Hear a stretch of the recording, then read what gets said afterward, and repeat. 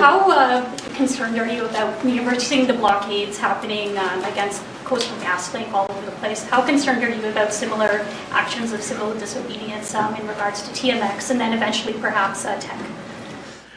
Well, it's no secret that the same groups have been planning.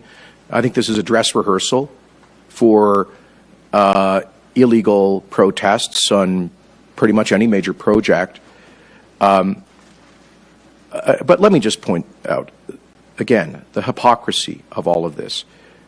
The Coastal GasLink project is designed to take Canadian natural gas to our west coast, export it to developing countries like China, to help accelerate their conversion from high-emitting thermal coal to radically lower emissions from natural gas.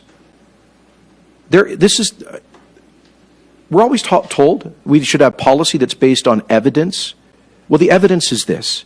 The single greatest thing that Canada could do to reduce global greenhouse gas emissions and to address the climate issues would be massively to increase our exports of LNG. Right now we have virtually none.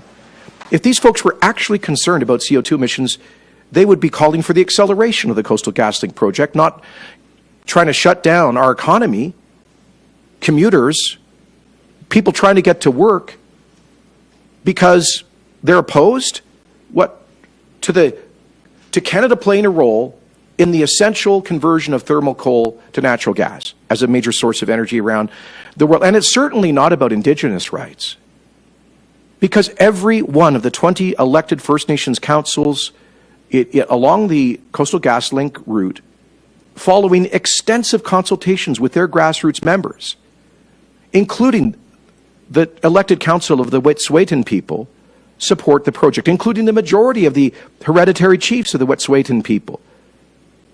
There are Wet'suwet'en people who have been hired by Coastal GasLink, contractors who have been contracted, ready to get to work.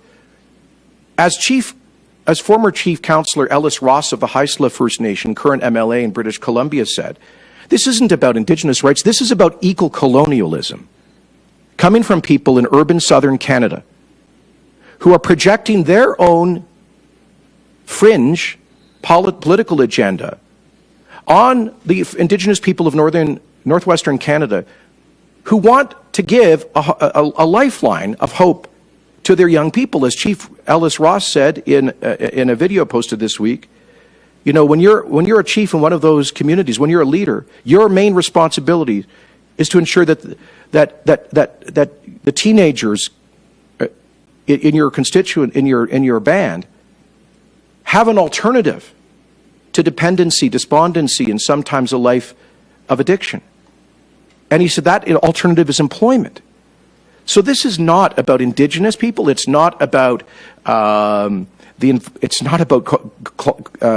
emissions. It's about a hard left ideology that is frankly opposed to the entire modern industrial economy.